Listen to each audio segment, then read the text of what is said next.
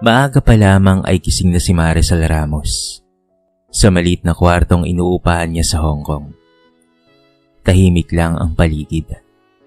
Tanging ugong ng aircon at kaluskos ng kanyang paghahanda ang maririnig. Mag-aalas 6 pa lamang ng umaga ay nagtungo na siya sa kanyang pinapasukan. Nagsimula na siyang maglaba, maglinis, at maghanda ng almusal para sa pamilyang pinaglilingkuran niya bilang domestic helper. Hindi madaling buhay ang meron siya. 2 dekada siyang nagtatrabaho sa abroad. Mula sa pagiging kasambahay sa Singapore hanggang sa kasalukuyan sa Hong Kong. Hindi siya nag-asawa. Hindi dahil walang nagkagusto sa kanya, kung hindi dahil mas pinili niyang unahin ang kanyang pamilya sa Pilipinas. May oras para dyan? Lagi niyang sinasabi sa sarili. Ngunit sa likod ng mga salitang iyon, alam niyang ang oras ay mabilis na nauubos. Sa bawat sahod, halos walang natitira sa kanya. Mula sa matrikula ng mga pamangkin, gamot ng kanyang ina, renta ng bahay ng kanyang kapatid, hanggang sa mga biglaang utang ng kanyang mga tiyahin at pinsan. Ang lahat ng iyon ay si Maricel ang sumasalo, para siyang bangko na walang oras ng pagsasara. Kahit pa nga minsan ay hindi niya na alam kung saan kukuha, pero ginagawa niya pa rin ang paraan. Matapos maghanda ng almusal, tumabi siya sa maliit na mesa sa kusina at binuksan ang kanyang cellphone. Tulad ng nakagawian, sunod-sunod ang mensahe sa group chat ng pamilya. Ate, may field trip si Joel. Pwede mo bang dagdagan yung padala mo? Sabi ng kanyang kapatid na si Liza. Anak, naubos na yung gamot ko. Mahal pala yung bagong reseta. Saad naman ang kanyang inang si Celia. Maricel, baka pwede mo naman akong pautangin ng 3,000. Babayaran ko kaagad, pangako. Pakiusap naman ang kanyang tiya Linda. Napabuntong hininga na lamang siya. Mabilis na tinype ang sagot. Pilit na may kasamang emoji para hindi halata na pagod na siya sa paulit-ulit na ganitong sitwasyon. Sige, pagpipigyan ko kayo. Basta't huwag kalimutan yung sinabi ko ha. Magtipid tayo. Alam naman niyang walang susunod sa payo niyang iyon, pero hindi niya kayang tanggihan. Para kay Maricel, mas mahalaga na walang problema ang pamilya kaysa sa sariling kaginhawaan. Pagdating ng tanghali, tumingin siya sa pader kung saan nakadikit ang ilang larawan. Naroon ang lumang graduation picture ni Joel at Chessa. Mga pamangkin niyang parang anak na rin niya. Naroon rin ang larawan ng kanyang mga magulang sa harap ng bahay sa probinsya. At larawan nila ng kanyang kapatid noong bata pa siya. Tila doon niya hinuhugot ang lakas para magpatuloy. Pero sa gabi, kapag mag-isa na lamang siya sa kwarto, ibang damdamin ang bumabalot sa kanya. Madalas niyang itanong sa sarili, hanggang kailan ko kaya kakayanin to? May naiipon pa ba ako para sa sarili ko? Ngunit agad niya ring tinataboy ang mga tanong na yon. Sa kanyang isip, siya ang haligi ng pamilya. At hanggat kaya niyang tumayo, ay hindi niya hahayaan na gumuho ang tahanan na pinagsusumikapan niyang patatagin. Kahit pa siya mismo ang unti-unti nang nabubuwal sa bigat nito. 2 araw bago ang kanyang araw ng padala, nagising si Maricel sa sunod-sunod na tunog ng kanyang cellphone. Halos mabitawan niya ang tasa ng kape nang makita ang 5 bagong mensahe mula sa pamilya. Alam na niya kung ano ang ibig sabihin nito. May kailangan na naman sila. Ate, pasensya na ha. Hindi kasi nakabayad si Rodel sa kuryente. Mapuputulan na kami bukas. Sabi ng kanyang kapatid. Anak, baka pwede mo ring dagdagan yung padala mo. Para naman makabili ako ng vitamins ko. Sabi ni Doc, mahalaga raw ito sa edad ko. Saad naman ang kanyang ina. Maricel, pamangkin. Utang na mula ulit ako ha. May emergency kasi na naman ang anak ko. Wala kaming pamasahe papuntang ospital. Saad naman ang kanyang tita Linda. Tita, may bago pong labas na sapatos. Promo po ngayon. Baka pwede po. Please lang po. Sabi naman ng kanyang pamangkin na si Joel. Napangiti na lamang siya ng pilit. Alam niyang karamihan sa mga ito ay hindi ganap na kagipitan. Pero paano niya tatanggihan?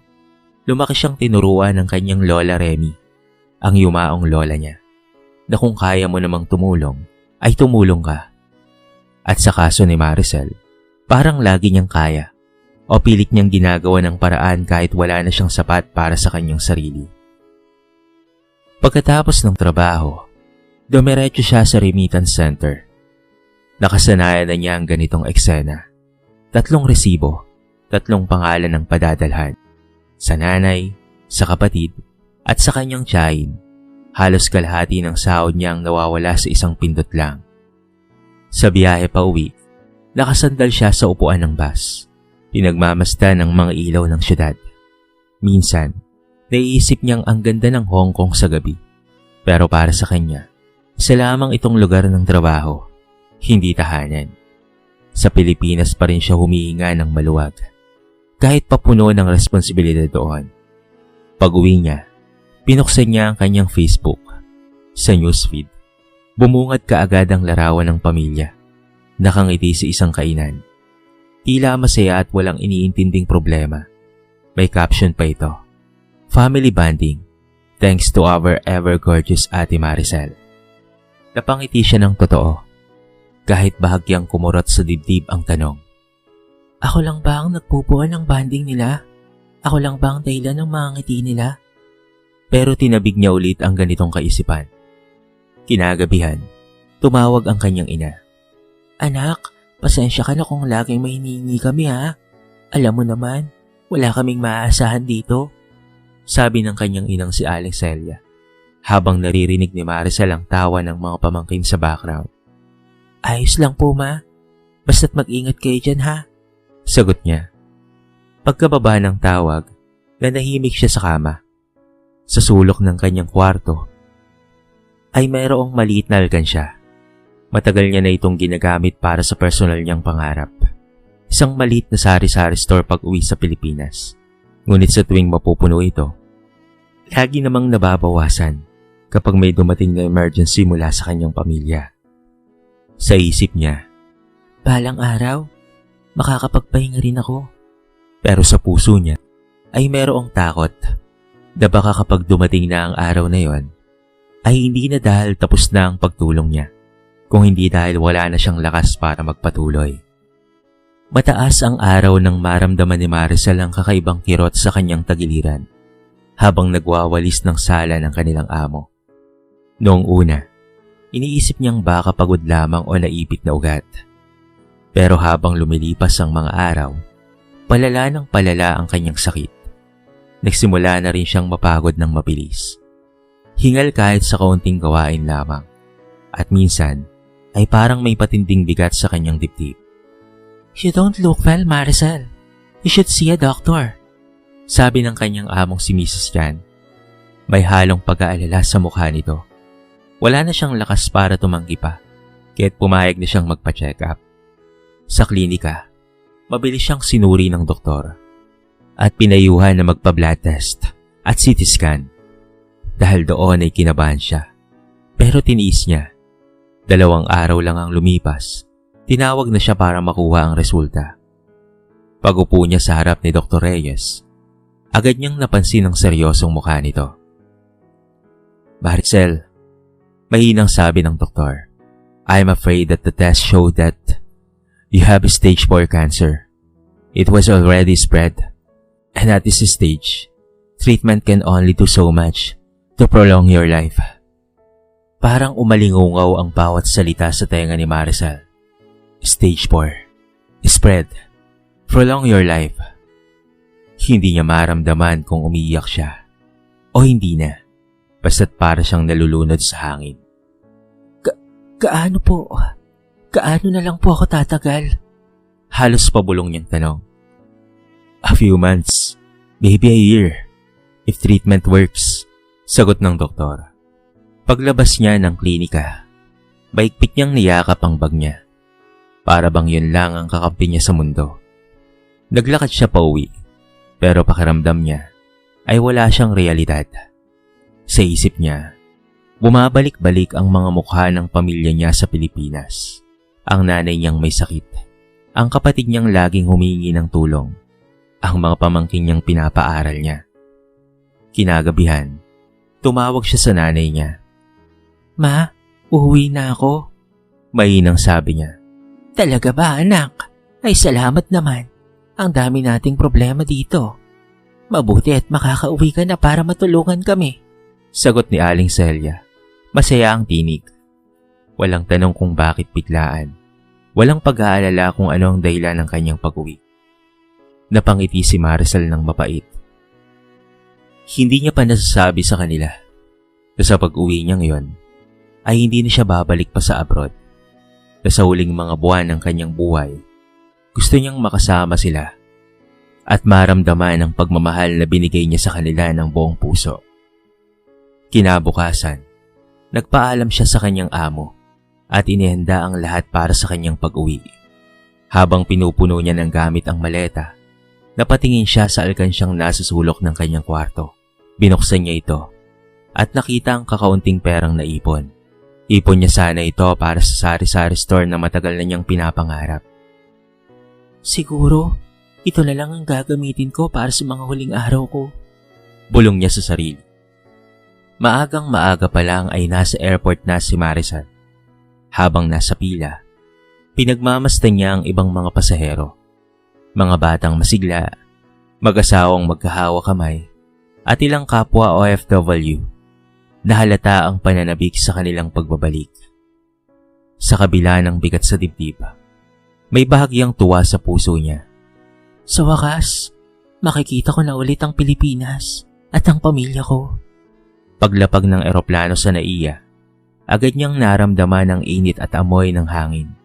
Halong usok ng sasakyan at amoy ng pagkain mula sa maliliit na karenderya sa paligid. Sa arrival area, nakita niya ang kanyang ina, si Celia, nakatayo sa gilid. Mahina na ang katawan nito, pero bakas pa rin ang tuwa sa mga mata. Kasama rin niya ang kapatid na si Liza, na agad niyang niyakap ng mahigpit. "Ate, butit nakauwi ka na. Ang dami nating kailangang pag-usapan," bungad ni Liza. Hindi man lamang tinanong kung kamusta ang biyahe. "Oo nga anak," sabat naman ng ina. "May mga bayarin pa sa eskwela si Joel. Tapos si Tia Linda mo, nasa ospital na naman." Napangiti si Maricel. Pilit na itinatago ang pagod at kirot na nararamdaman.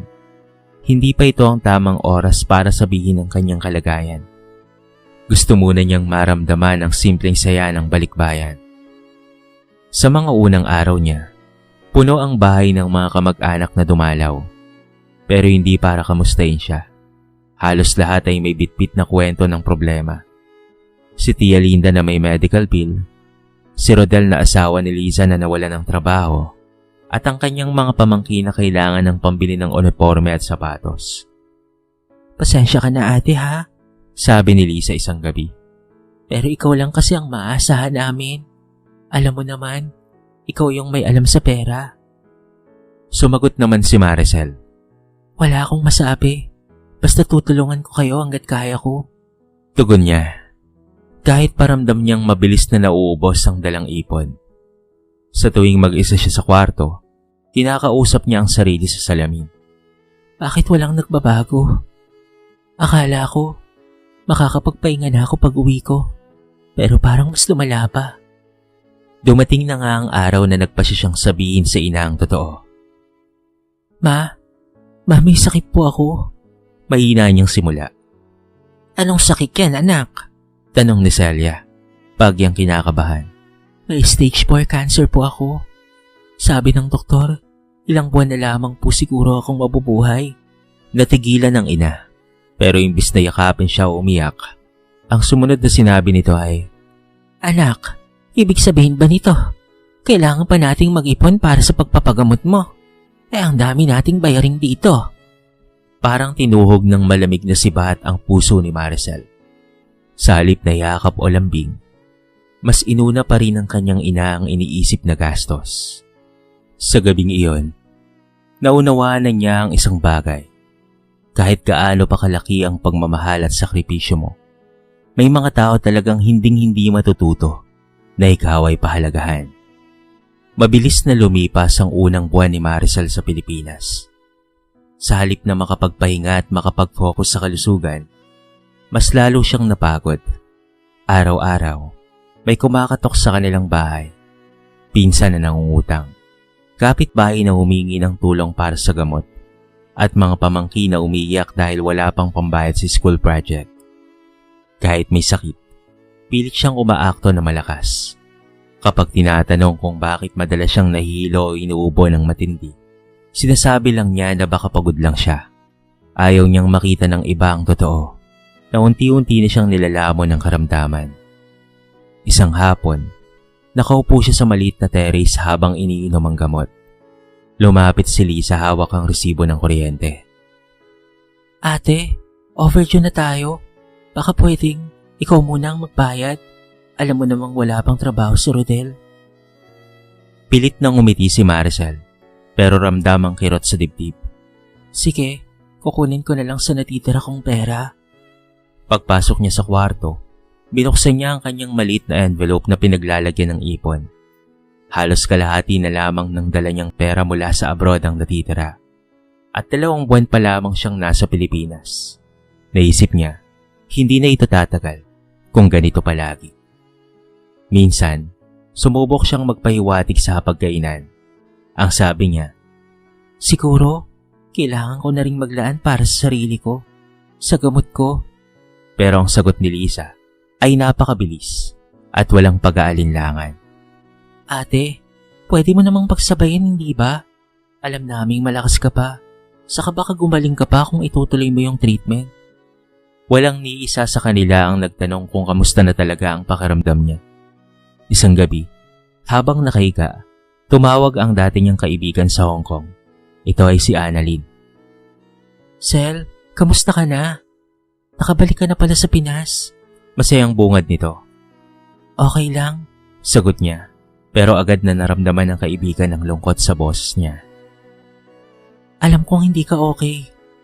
Anong nangyayari? Tanong ni Annalyn.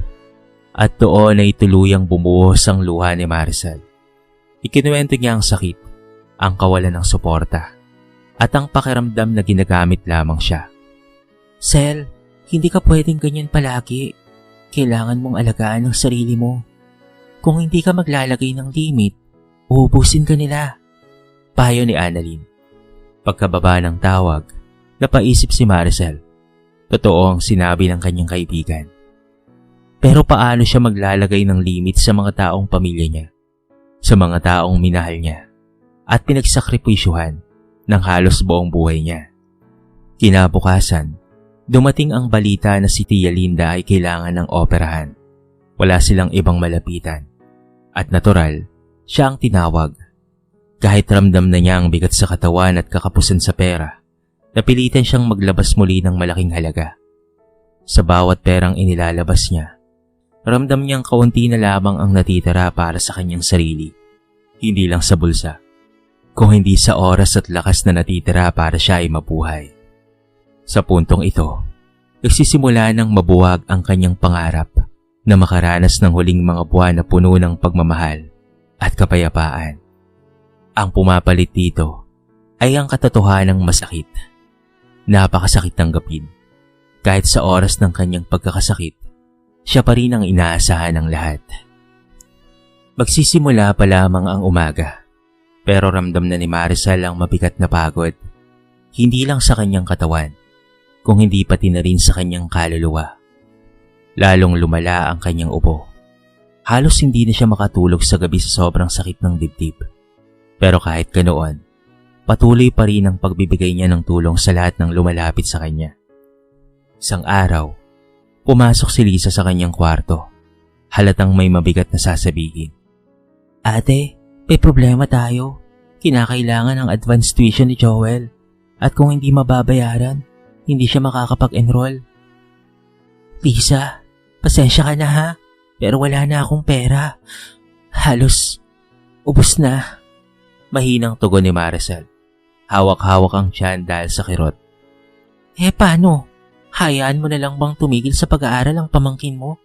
Ikaw lang naman ang inaasahan namin, ate. Wala na tayong ibang malalapitan. Sagot ni Lisa, halatang may halong inis.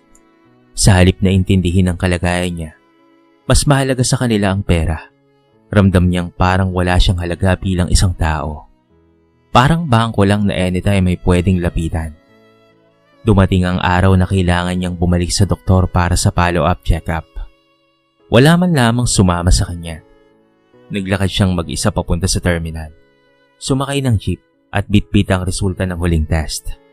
Sa klinik, malamig na sinabi ng doktor, Maricel, masyado nang lumalala ang kondisyon mo.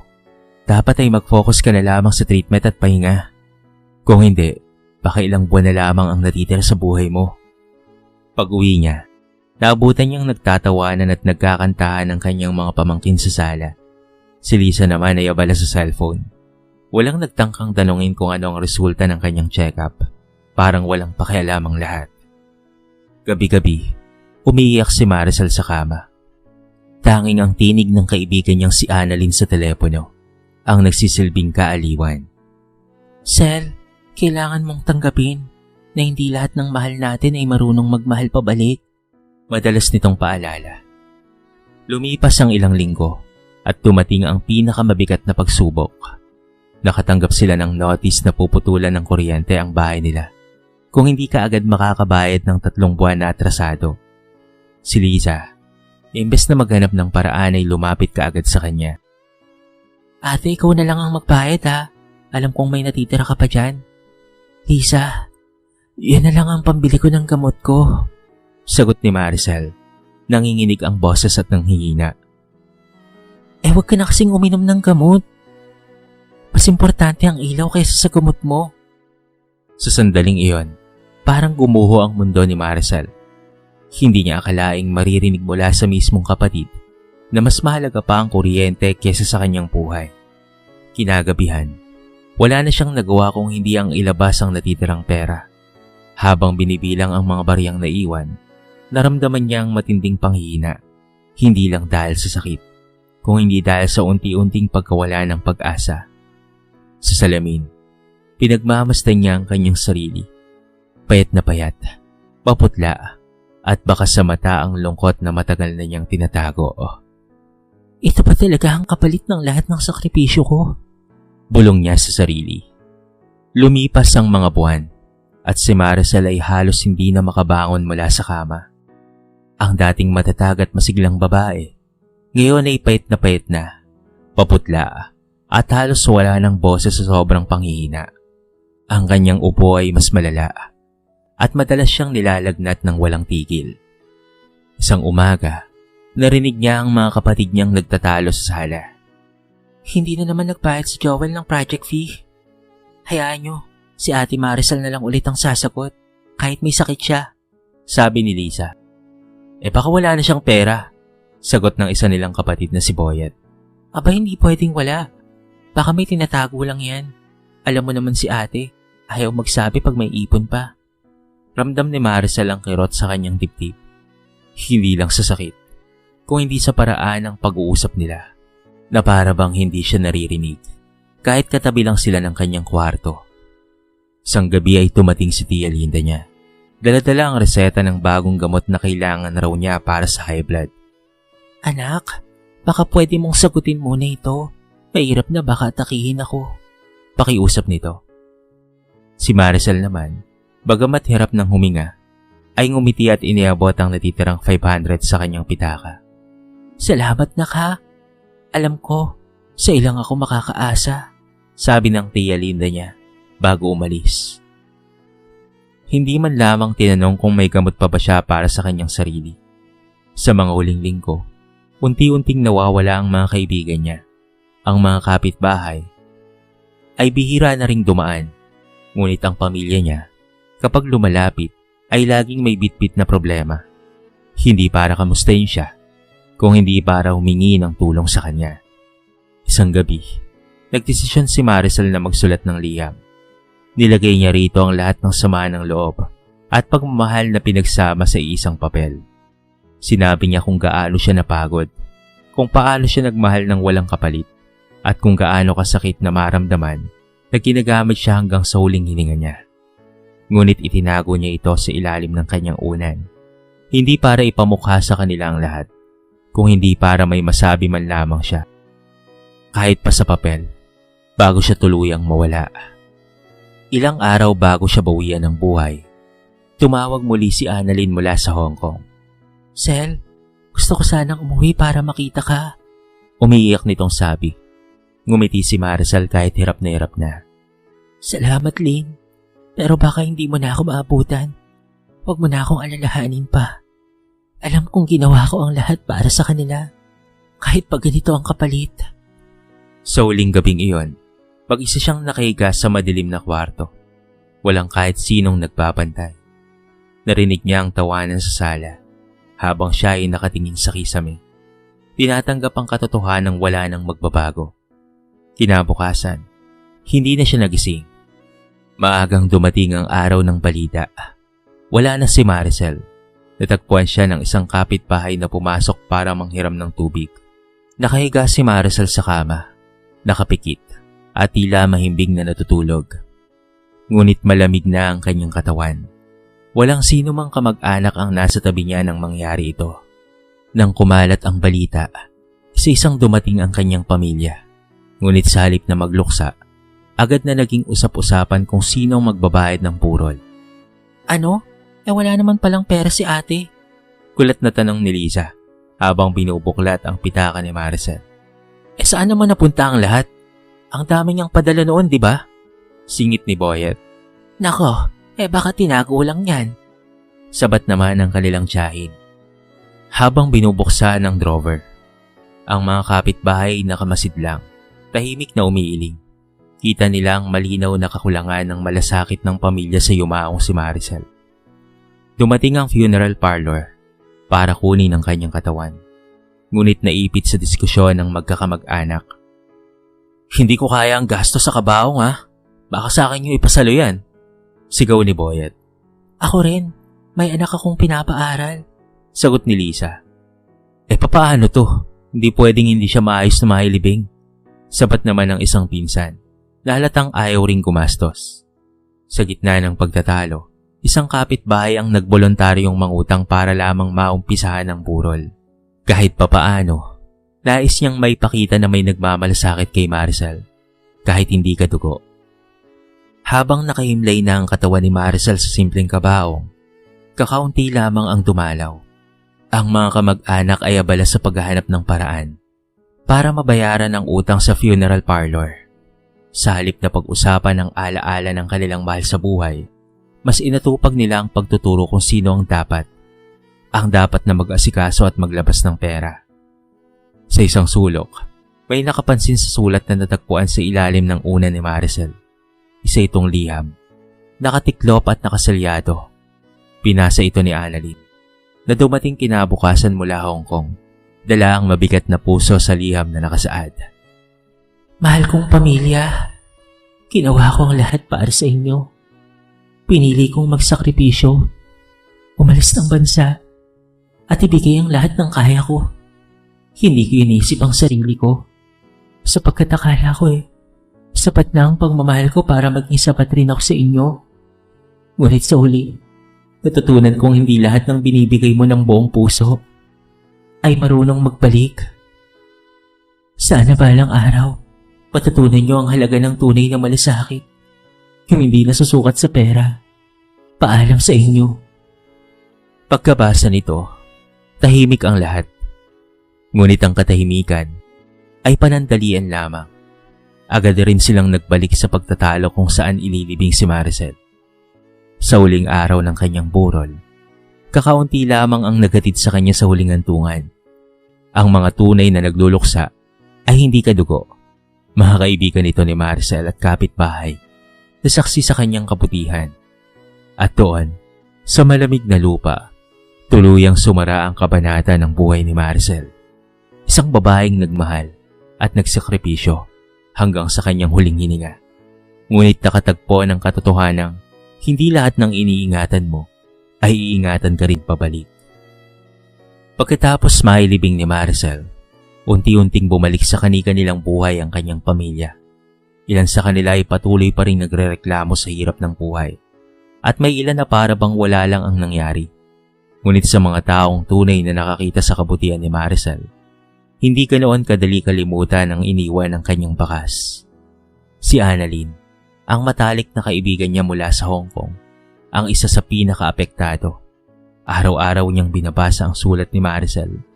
Iniisip kung papaanong nagawa nitong magsakripisyo ng ganoon kalaki para sa mga taong hindi marunong magbalik. At sa bawat pag-iisip, sumisithi ang kanyang pangarap na hindi mauwi sa parehong kapalaran. Sa baryo, naging usapan ang kwento ni Maricel, isang paalala na may hangganan ng lakas ng tao kahit kaano pa ito kabuti. May mga kababaihan na nagsisimulang magtago ng kaunting ipon para sa sarili. Natutong maglaan para sa kinabukasan bago ang lahat. May ilan ring tumigil sa labis na pag-asa sa kamag-anak na nasa ibang bansa. Natuto silang magsikap para sa kanilang pamilya. Ngunit higit sa lahat, ang kwento ni Maricel ay nagsilbing salamin na ang kabutihan, kahit walang kapalit, ay dapat may kasama ring pagmamahal sa sarili. Na ang pagtulong ay hindi dapat maging tanikala na magpupura sa sariling pangarap at kaligayahan. At na ang mga taong tunay na nagmamahal sa atin ay hindi lang lumalapit kapag may maibibigay tayo, kung hindi nariyan sila kahit wala tayong maibigay. Kung nabubuhay pa sana si Maricel, marahil ay tatawa siya at sasabihin, Magbigay ka, oo, pero magtira ka dapat para sa sarili mo. Dahil sa uli, kapag wala ka na, ang pera at sakripisyo mo ay mabilis na malilimutan. Pero ang sarili mong dangal at kaligayahan, yun ang tunay na kayamanan. At sa malamig na himlayan kung saan siya nakahimlay, nanatiling mabangong alaala ang kanyang kabutihang loob. Isang mabigat ngunit mahalagang paalala na hindi lahat ng pagmamahal ay dapat ibuo sa isang direksyon. Lalo na kung sa uli, ikaw rin ang mauubos. Dito na po nagtatapos ang ating maiksing kwento sa araw na ito. Sana po ay nagustuhan nyo.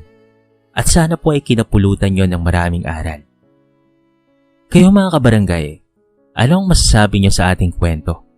I-comment nyo naman sa baba ang inyong mga reaksyon at babasahin natin ang lahat ng yan. I-comment nyo na rin kung taga saan kayo para naman malaman ko kung hanggang saan nakaabot ang video na ito. Paki-like and share na rin ang ating kwento para mapakinggan rin ng iba. At kung bago ka pa lamang sa ating channel, baka naman pwedeng pakihita ang subscribe button at bell notification button para palagi kang updated sa mga bago nating upload na katulad nito. So paano mga kabarangay? Hanggang sa muli, thank you so much and peace out!